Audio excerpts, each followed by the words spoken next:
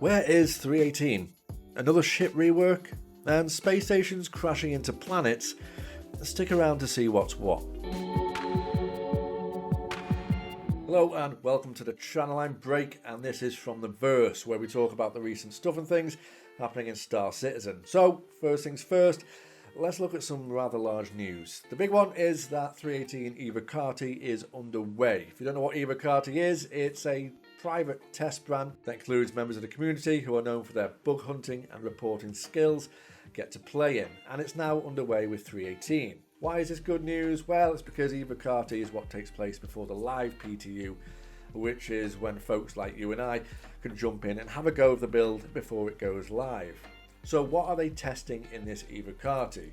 Well, here's the main things on screen here. Now we have physicalized cargo refactor, which is a big one.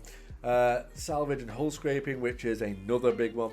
Platform assaults on Orison, security post Korea getting reactivated, courier delivery missions are getting updated so they're a bit more exciting. Sandbox prison activities, which we talked about previously on this channel, sand caves, Daymar crash site, Stanton racetrack locations, the Grey Cat PTV racetrack, and new rivers, obviously using their river tech. There's a huge amount of new areas and content here that are being tested, and I hope to God they can get it nailed down so we can see it on the live servers sooner rather than later. On the topic of 318, Jake Acapella, fantastic name, is a dev at CIG and confirmed it will be a full wipe when 318 arrives. It's no surprise to most of us, but don't get attached to your stuff in the coming weeks. Next up, we had ISC, which went over several things, but nothing too major. But let's hear what fake Jared Huckabee said about the builds and tools for the game. Well, builds can break for a ton of reasons. It's not a point of pride that, I start to rattle off a whole bunch of different things that break builds, because my whole vocation is to create tools, to create pipelines, and to create processes that don't break builds, that are very, very dependent. So a good example is like in our facial data, we use a thing called a DNA wrap deformer, and it literally just came up this last week that there was a wrap deformer attachment checked in that didn't have an LOD. Any face that was attaching this would fatal the entire game. As soon as QA got into it, every 2 seconds they were having a fatal error, which means the entire build sort of shut down on them and they couldn't proceed with their testing. So this is one of the reasons that we put those asset validations and those things in place. There is a lot of reasons that builds fail. And part of the tool's job is making sure that those don't happen. So what is a build? The easiest way to understand a build is everybody's heard of code compiling. Yeah, code compiling. Yeah, that's basic stuff, fake Jared. Get on with it. Before, and that is there's raw code that is written, and then it gets run through a compiler, and then out comes a binary or an executable as people would understand it. The same actually happens with our assets. So sometimes our assets come through and they'll be in an intermediate type format, and then those will get sent over to the build system to be compressed in such a way that it's actually a lot easier for us to deliver the build to users, and for the build to actually be able to run a lot quicker. We then saw some news on a long-awaited ship called the Polaris, which is being slightly reworked. Let's now listen to Mark Gibson, who has clearly sneezed that hard that his hair fell to his chin. The Polaris is obviously a really, really old concept. It's been around for a very, very long time. It was one of the more early ships that we did the exterior concept art for. The Polaris came out in, I think, 2017. Lots of features have been added to the game since then that were not known about at that time or couldn't be planned for if they were known about. Like a lot of the older ships, the interior just didn't fit. We couldn't get the size, the scale, or the metrics for how we would want it to appear to actually fit inside the frame that we had. Although there wasn't much seen for what the inside was going to look like, we had to remove a lot of that and just start again. We fit the entirety of the interior inside of it while taking into account the change in component sizes. Where we went from size 0 all the way up to size 10, whereas now we've got much more kind of distinct categorization of our components. We've now got a capital shield generator, capital power plant, capital cooler, all to support the actual size of the ship and the scale of it, especially for what its role is within the actual universe. Start from the bridge, which has been opened up a bit to give you a bit more space and visibility. Behind that, we then have the escape pod section, where there's escape pods for all the crew to be able to quickly evacuate the ship. Moving behind that, we then have the captain's quarters and office, as well as the CEO's office. Behind that again, we then have the armory. Moving further back, we have the crew bunk room and baths and showers. Across from that, we then have the rec area. So it's where the food is, it's where the relaxation is for the actual crew of the ship. Moving back further, we then come towards the center of the ship, where the actual hangar of the Polaris is. And that's had a bit of a size increase, so it's very comfortable to fit things like a saber in it now. On the left and right-hand side, on one side, you have the medical facilities. On the other, you have the holding cells for any prisoners or wrongdoers that you might get hold of. And then moving back, you then have the entrance of where engineering is, which spans about 2 decks. This is all interesting stuff, and I do like these videos from CIG as it lets us see what's happening in the background, and it gives us as the players a good insight into the work being undertaken by the team.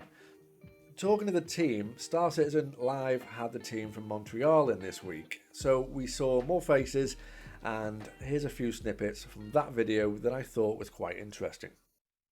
Without getting too far into it, how's Lorville going?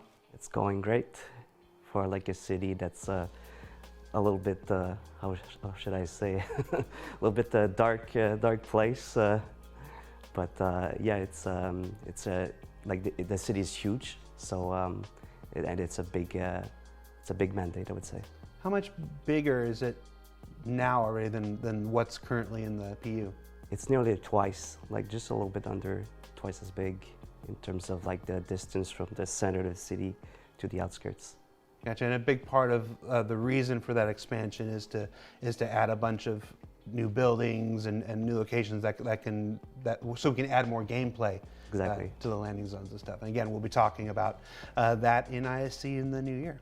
Are there going to be more of the derelict locations added to Stanton, or is it mainly Pyro that the work is going into? Right now, we're thinking about making more on Stanton because Pyro is not really ready yet to create too much stuff on it. So yeah, I will say that. But eventually, we're going to have a lot of them. Pyro. It should. Right now? Yeah. Well, not eventually. No, not right now, but Eventually. soon. Yeah. For the next year, will be more Stanton, but eventually, will be everywhere. I mean, I can give you the scoop that we're starting to look at that in Q1. Yeah. No, with the use of the Rastar tool and everything, its development, it's basically Stanton is the testing bed for that tool and using that. And they're placing down the outposts and stuff now. The new upcoming outpost with it, and then yeah, it will of course be used for Stanton or for Pyro when that time comes. For folks who maybe don't follow the entire breadth of Star Citizen's development, Pyro can't be added to the Precision universe until server meshing is in.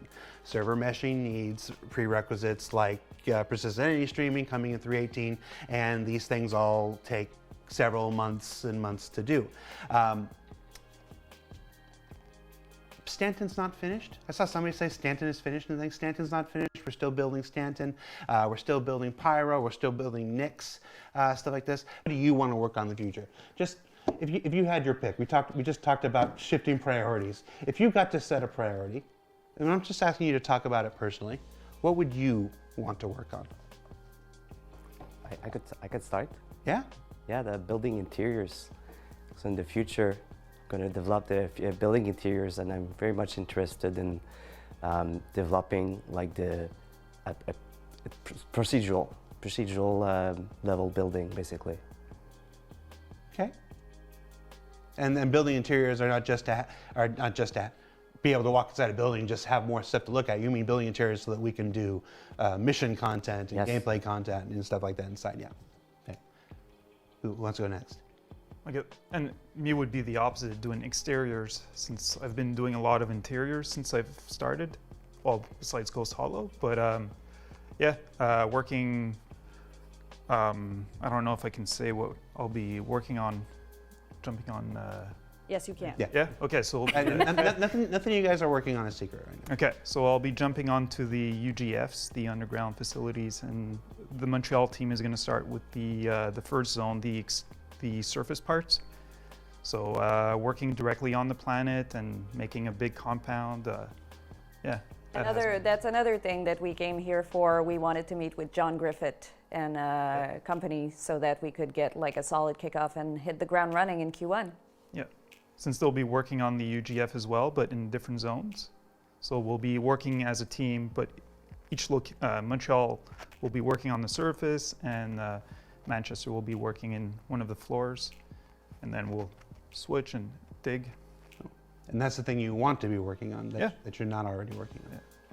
Actually, our next mandate are so awesome that it's We always pick what we want to work on. exactly. Yeah. I try to make sure that everyone goes on to something that they're passionate about. So yeah, we've hammered this out in the past couple months, and we've distributed our teams on mandates that would motivate them. The building there was going to be crazy. All those buildings over there, maybe not all, but a lot of them will have content in it. We'll have some industrial and Industrial, some residential, and commercial, rooftops, say maybe sewer.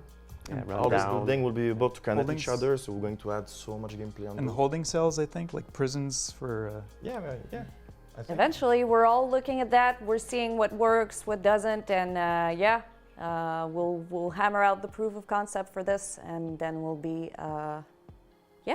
doing a bunch of those. Making a world more world. That's such Adding world to producer world. talk, what you're doing right now. Will locations you are working on be modular, where they can be generated almost procedurally and changing gameplay angles?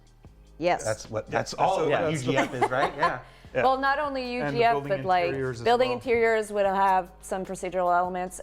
Those additional like derelict locations that we were talking about will be, with Rastar, we're going to take like those pieces that we built in the past few quarters, and we're going to spread them somewhat procedurally. So yeah, pretty much everything we'll be working on in the next year follows that pattern. Any discussions about derelict space stations? Just going one bigger, an entire broken down, run down space station. Not like Ruin Station, which is still in operation. It's just, but like a old and empty derelict space station, or maybe even a crashed space station. Yeah, They've been discussed. Yes, we're discussed. talking about it. I don't remember the name. Is the what's the name of the big star system? I don't remember. Standing? No, it's the big. Terra? Port Olisar? Port Olisar. Port Olisar. Yeah. Sorry. Thank you. We were talking about maybe we're going to crash Port Olisar on the planet somewhere eventually. But for now, I Could don't be think I don't think this is a mandate that's going to be on us. And if it is, it won't be for now. But that could make a nice silhouette. Yeah. Go to my camera, Tom. This is where I have to remind people that talking is talking. We discuss a lot of things. It's just like concepts and whatnot. We will explore many ideas. That is not, please. Like I already see the people. I already see the one dude running to Reddit right now. Nicholas said they're gonna crash Port Olisar on a planet. No, I said we thought about maybe we could crash Port Olisar on the planet. We've had lots of discussions over the years about what we can do with Port Olisar, and we've even talked about them, here on this show and on other things. It's like I think there's a definitive intention to end Port Olisar's life at some point. How we're going to do it and in what manner is still being discussed. Yeah, it could still be years away. Oh, it requires some yeah. planning, guys. Because it's if that's in the surface of a planet, it's a huge undertaking, and Well, no matter what we do end up doing with Port Olisar, it's going to need careful planning. So we can take from this that Stanton is still being worked on and is clearly nowhere near finished yet, as well as Pyro and Nyx that are being worked on in the background, which are the upcoming systems that we're waiting for.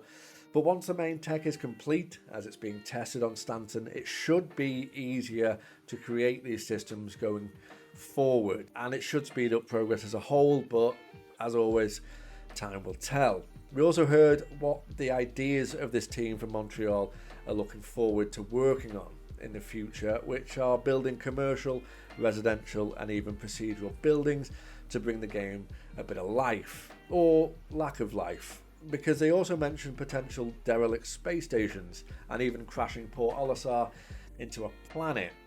What's your thoughts on that one?